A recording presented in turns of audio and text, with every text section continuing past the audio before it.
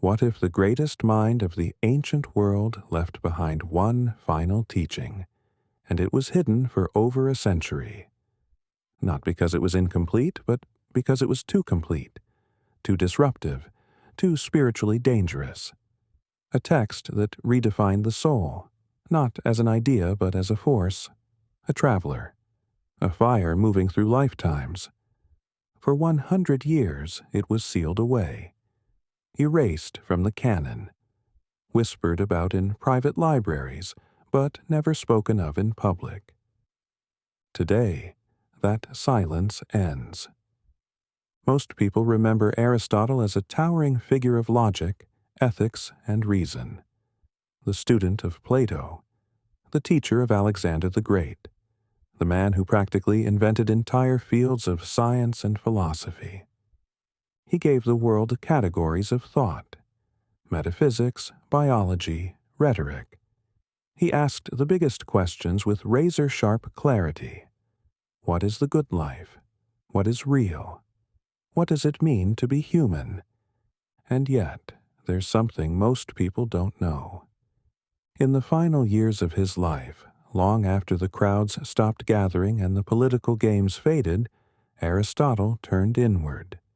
He began asking different questions, not about the structure of arguments or the laws of the state, but about the soul.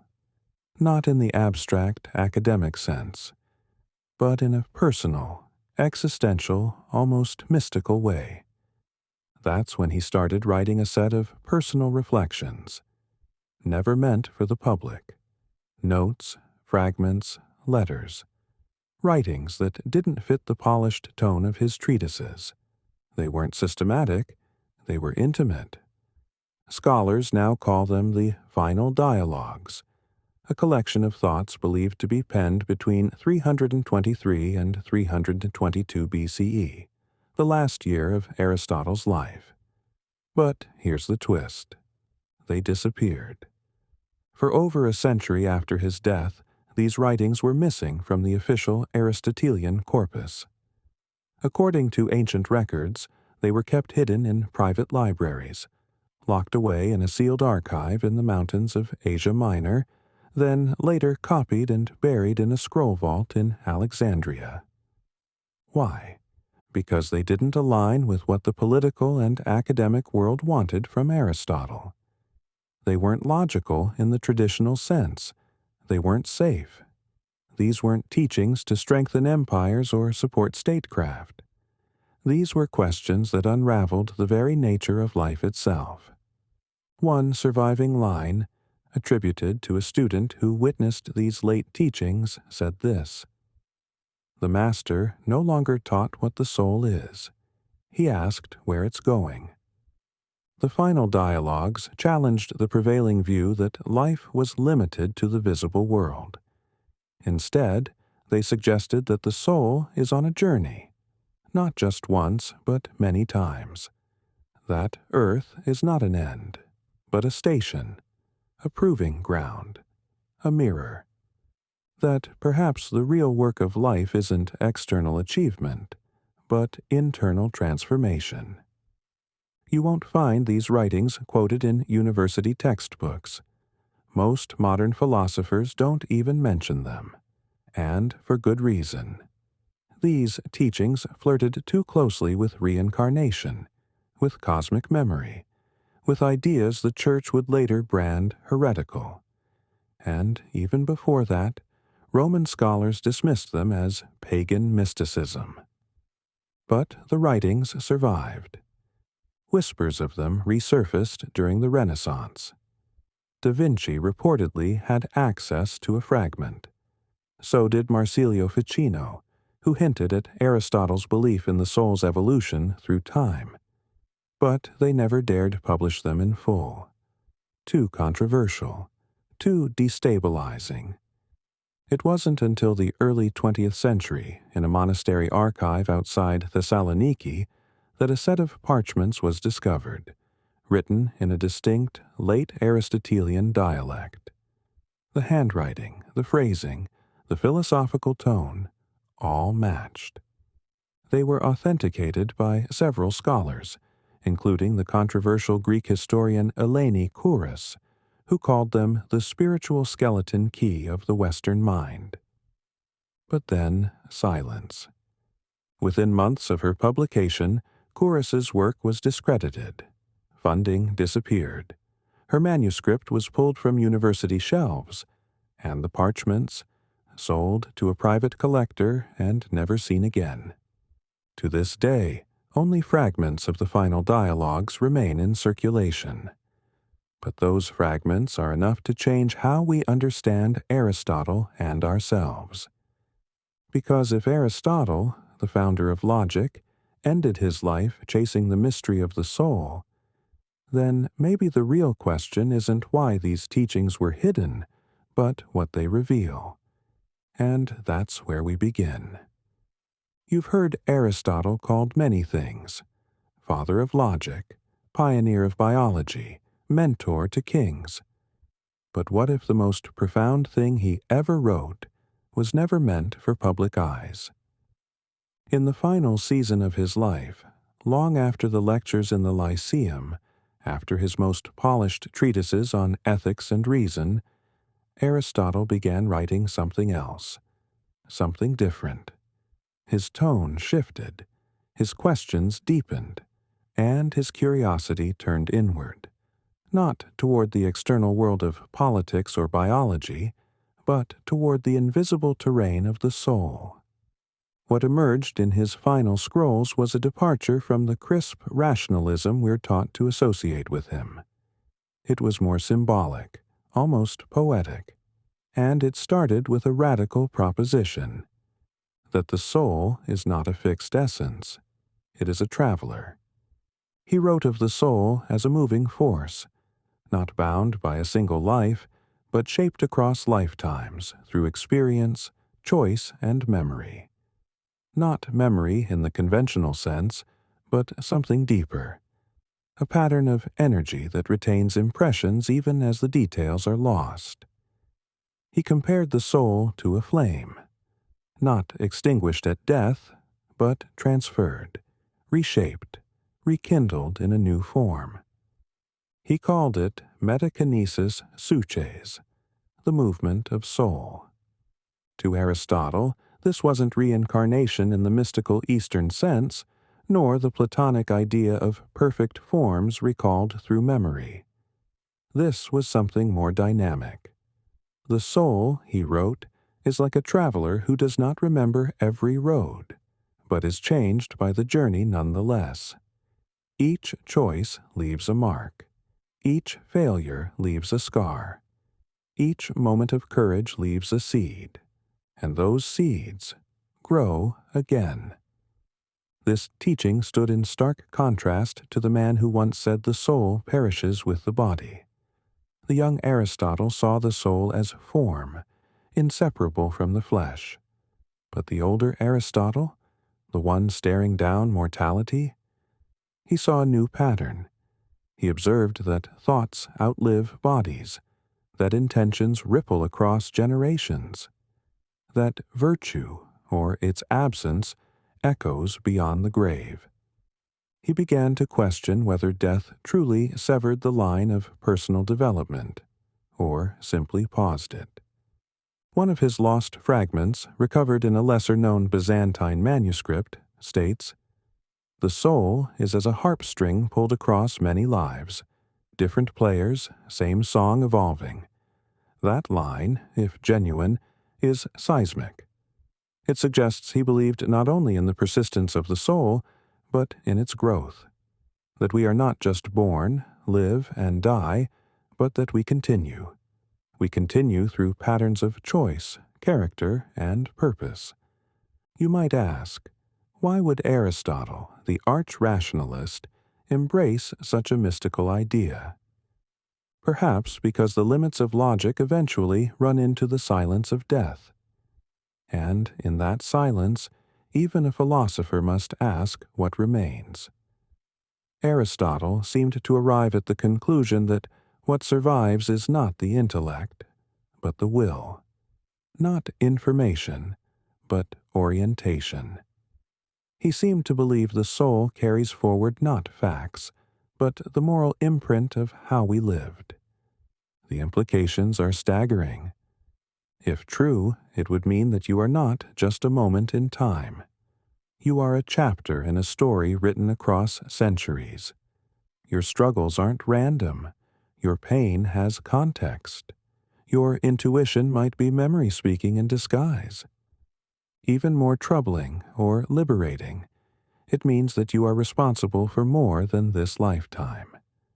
That your choices now may shape not only your future, but the future version of you, born into another age, another body, another set of challenges. There are hints that Aristotle kept these teachings private. He wrote them in a style unlike his public works. More metaphor, less syllogism, more mystery, less definition. Almost as if he knew the world wasn't ready to hear them. He'd lived through the death of Socrates. He understood what happened when philosophy challenged power. Perhaps he feared that redefining the soul could shake the foundations of state religion and social control. And so he wrote, quietly, privately, for the student he trusted most. One letter, recovered in a monastery centuries later, describes this new understanding as a fire that burns without consuming, illumination without possession. He believed the soul was not owned by the body, but borrowed by it. A guest in flesh, with a mission to grow, learn, evolve. And you? Are you awake to that mission? Is your life a dead end or a bridge? Do you feel something in you that outlives your name, your resume, your fears? Because if Aristotle's final reflections hold any truth, then you are not just living a life. You are continuing a journey. And somewhere, beyond memory, beyond form, there is a version of you waiting to see what you'll do next. Let's look at life differently. Just for a moment. What if Earth isn't just where you live, but where your soul is shaped? Not randomly, not passively, but through carefully placed trials, invisible to most. Stay with this, because what comes next might make you rethink every obstacle you've ever faced. And everyone is still ahead. If the soul is a traveler, then Earth isn't a vacation stop. It's a crucible. In the suppressed writings attributed to Aristotle's final years, a set of philosophical fragments once thought apocryphal, he painted a strikingly different picture of our existence. Not as citizens of a static, hierarchical cosmos, but as beings undergoing a rigorous testing ground.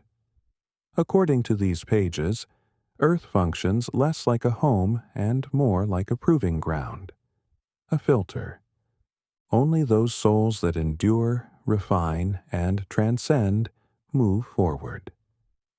Aristotle didn't frame this in the dramatic language of divine punishment or mystical karma. He used the language of refinement, like gold passed through flame. He observed that most people were unaware they were even being tested, not because the trials were hidden, but because distraction had become a way of life. The soul weakens, not through a single failure, but through a long habit of comfort, conformity, and unchecked desire. He identified three forces that corrode the soul's strength. First, indulgence, the unchecked pursuit of pleasure at the expense of discipline. When every appetite is satisfied instantly, the soul becomes flabby, addicted to stimulus, allergic to struggle. Second, arrogance, the belief that one already knows, already sees. A swollen ego is, paradoxically, a fragile thing. It blocks growth, resists correction, and isolates the soul from the wisdom it needs most. Third, blind conformity. To live by the will of the crowd is to abandon one's own compass. When truth becomes a popularity contest, integrity is the first casualty. But he didn't stop at the diagnosis. He also described what strengthens the soul, what polishes it, what prepares it for the next stage. 1. Justice, not merely in law or politics, but in thought and action. Living justly, Aristotle argued, means aligning inner values with outer choices, treating others not as obstacles or assets, but as fellow travelers. 2. Self-mastery, the ability to govern your own passions, not repress them, but order them, like a skilled rider commanding a powerful horse. Strength of soul isn't found in denial, but in disciplined direction. 3. Inner harmony, a kind of invisible resonance where the intellect, the heart, and the will begin to work together. It doesn't require isolation from the world, but it does require stillness within it. What's striking is how these ideas echo teachings from mystery schools that predate Aristotle, and even philosophies that followed. Ancient Egyptian initiates spoke of the weighing of the heart, measuring one's inner truth. Esoteric Stoics later described life as a gymnasium of the soul. In all cases, earth wasn't the end. It was the exercise. But here's the boldest turn. Aristotle allegedly wrote, near the end of these teachings, a sentence unlike anything else in his surviving corpus. A warning and a challenge. The soul was not shaped for comfort. It was shaped for challenge. To seek only ease is to short-circuit the curriculum. He argued that every hardship, every betrayal, every struggle wasn't just a personal misfortune. It was a spiritual exam, but not a test of survival, a test of response. How does one act when no one is watching? How does one maintain dignity under pressure? When reality doesn't cooperate with your desires, do you collapse or awaken?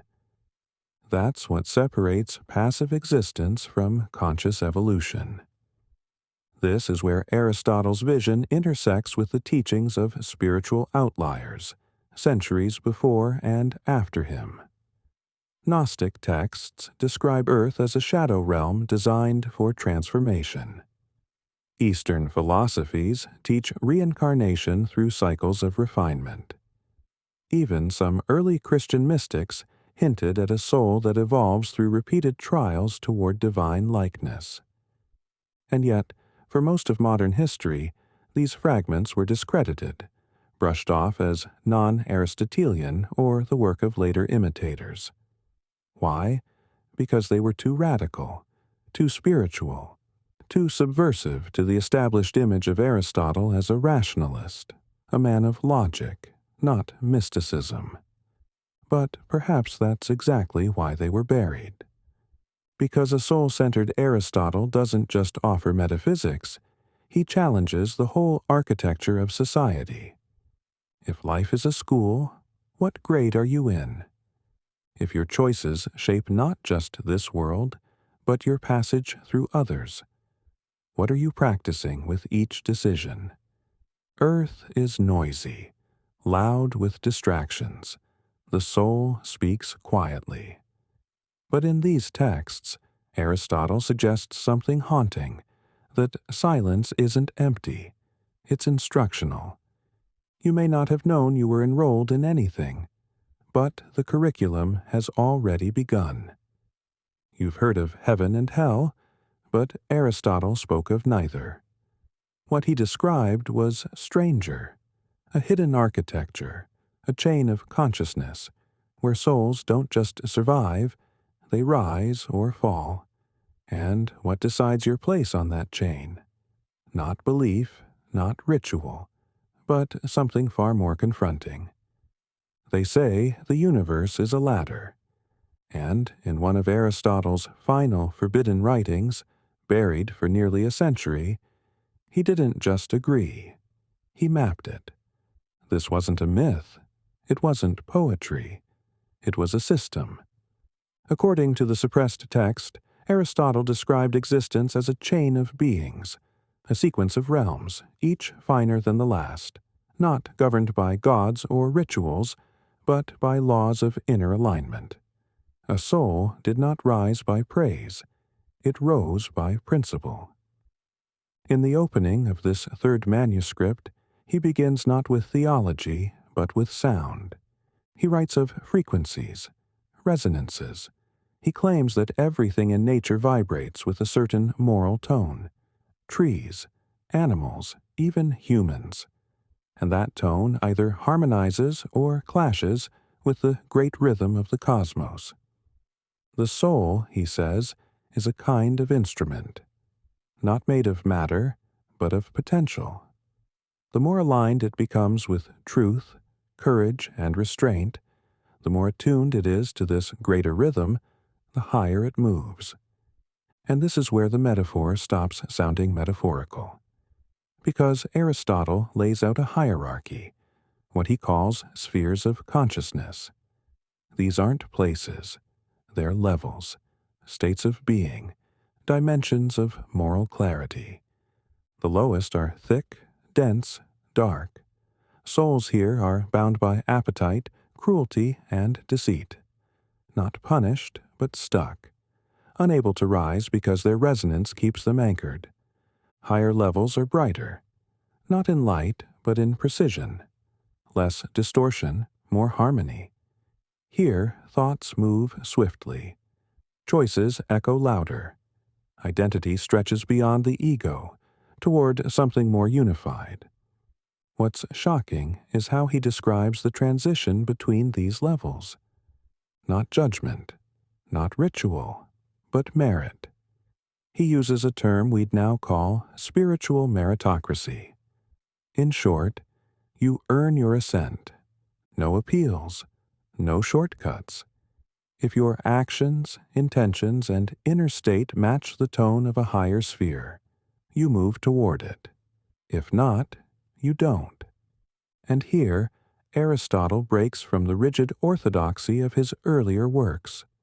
Gone is the fixation on physical categories. In this writing, he's dealing with moral frequency, something far closer to the teachings of ancient mystery schools than classical rationalism. The manuscript lists traits that either raise or lower your resonance. Arrogance, sloth, deceit. These cloud the soul's tone, warping it, while clarity, generosity, and discipline act as tuning forks, realigning your frequency with higher realms. But this wasn't just ethical philosophy. He believed this structure had implications beyond this life. The soul, in his view, is not a static passenger. It's a climber, a traveler ascending a staircase of consciousness, and Earth is just one floor. When you fail to grow here, you return, not as punishment, but because your vibration hasn't matched the threshold to rise.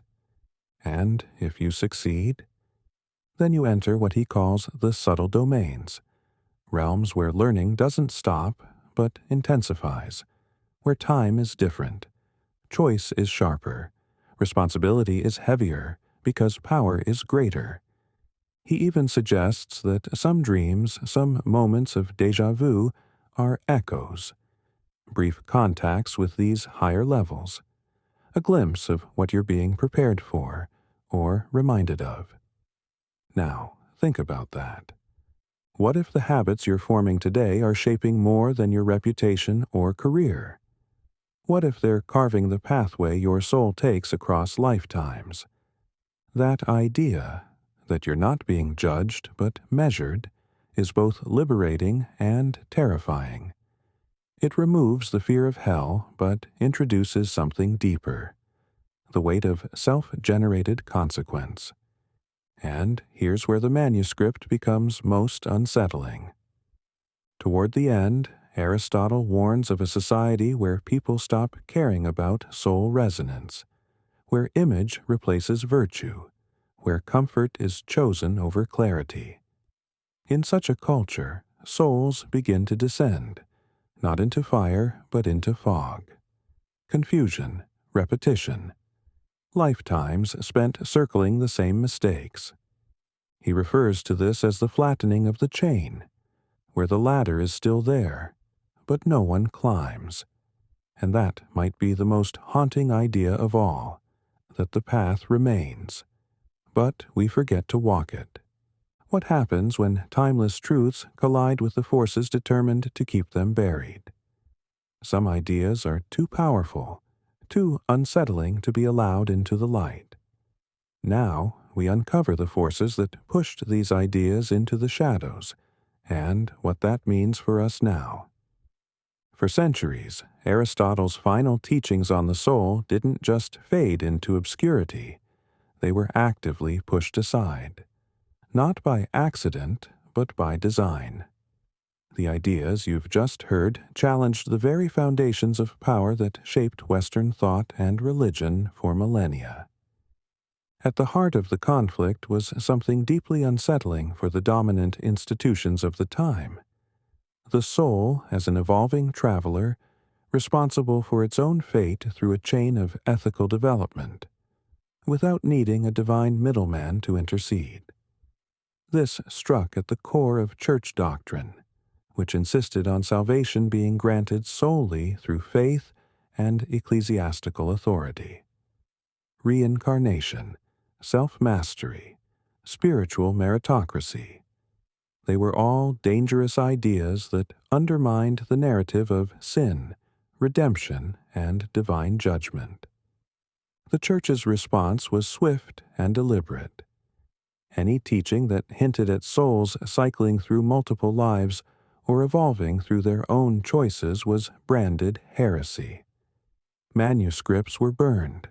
Philosophers who echoed these ideas were silenced or cast out. The chain of beings, the layered realms of consciousness rising and falling with one's integrity.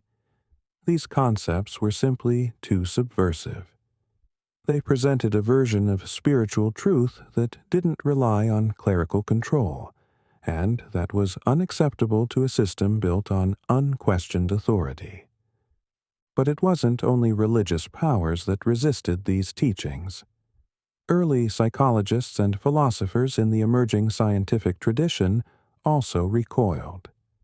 To them, these ideas blurred the line between rigorous philosophy and mysticism, threatening to muddy the clear boundaries they sought to establish. They dismissed such teachings as fanciful or metaphysical nonsense, dangerous distractions from the real work of understanding the mind through observation and experiment. Behind closed doors, some thinkers were quietly fascinated by the possibilities. Secret societies, guardians of ancient wisdom, preserved fragments of Aristotle's suppressed writings, passing them along through coded language and allegory. Meanwhile, academic institutions, cautious of controversy and reputation, kept these texts off their syllabi, quietly avoiding what could threaten accepted orthodoxies. Why did these systems, both religious and scientific, feel so threatened by ideas that offered hope, personal responsibility, and a vision of the soul's growth beyond death? The answer lies in control. Spiritual truths that empower the individual unsettle systems that depend on obedience and conformity. When the soul is seen as its own judge and architect, the need for external authority diminishes. This is the paradox of suppressed knowledge. It's not just about what's being hidden, but why. The fear isn't of error or falsehood. It's the fear that people might awaken to their own power, question the narratives handed down, and seek freedom beyond the limits imposed by tradition and dogma. So, as you consider Aristotle's final vision, the soul's journey through realms shaped by virtue and integrity, ask yourself, what does it say about us that such a hopeful, transformative teaching was buried for centuries? What does it say about the structures still holding power today? The answers lie not in ancient scrolls, but in the questions we are willing to ask. because sometimes the most profound truths are the ones that threaten the very systems built to keep them hidden. What if the soul isn't something you have, like a thing locked inside you, but something you do? What if it's a process, constantly unfolding, always becoming, never fixed? This is what Aristotle hinted at in his final, often hidden teachings. He stopped thinking of the soul as a noun, a thing or object, and began to see it as a verb, something alive and active, a force that grows through choices, challenges, and time. If we take that seriously, it reshapes everything about how we live. It changes how we think about failure, morality, and even death. Failure isn't a full stop or a label that traps us. It's part of the journey, a twist in the road where the soul can learn, adjust, and grow stronger. Morality isn't just rules written down by others. It becomes a personal journey, aligning with who we truly are inside, growing towards greater integrity and wisdom. And death? It stops feeling like an ending and starts feeling like a transition, a doorway to another phase in this ongoing process. If the soul is always becoming, death is just one of many changes along the way. Imagine the soul as a seed planted deep in the earth. It needs storms and sun, struggle and calm to grow. Without challenges, the seed would never break through, never reach for the sky. The same goes for us. Our struggles aren't random punishment. They're the soil and weather that help us grow. Or think of the soul as a light shaping the shadows around us. Darkness isn't the enemy. It's the shape that light must work with, forming meaning and understanding. Shadows give definition. Without them, light has no form.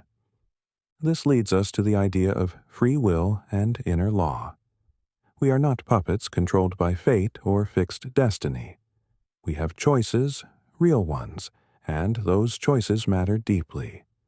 They shape the direction and quality of the soul's unfolding. But there's more than just freedom.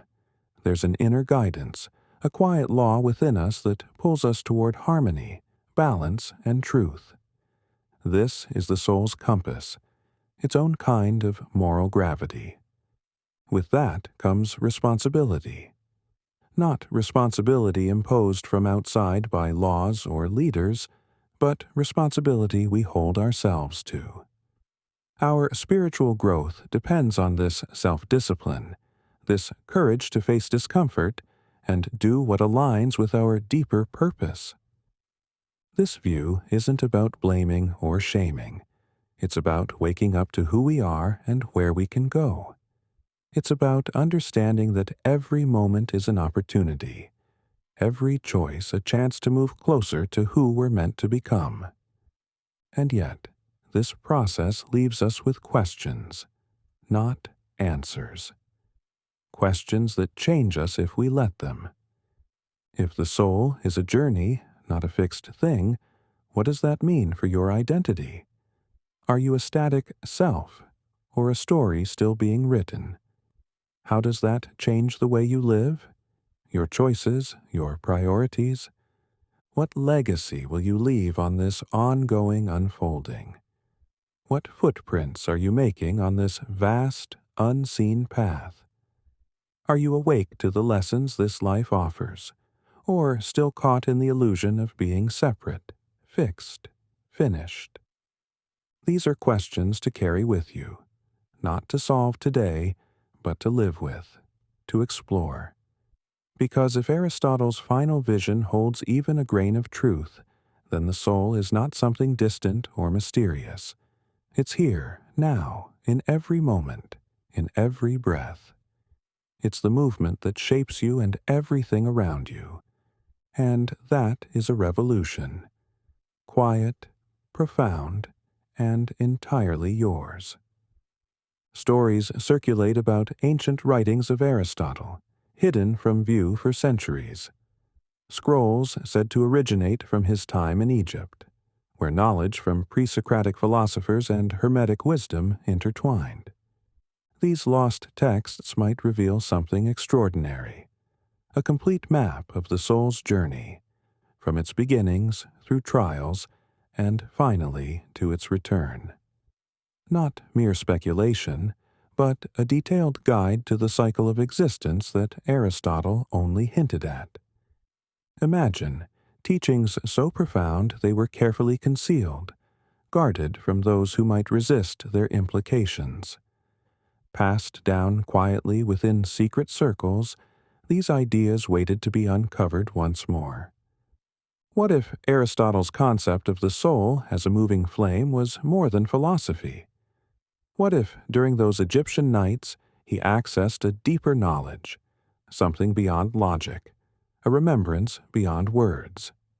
Perhaps the philosopher's greatest insights came not just from thought, but from a silent connection to timeless truths.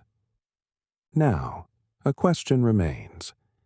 If these ancient teachings resurfaced, how would they reshape our understanding of existence and the soul's purpose? What new perspectives could emerge? What beliefs might be challenged? This glimpse into forgotten wisdom is only the beginning. The fuller journey Aristotle traced may still lie beyond reach, in the quiet space where memory and mystery meet.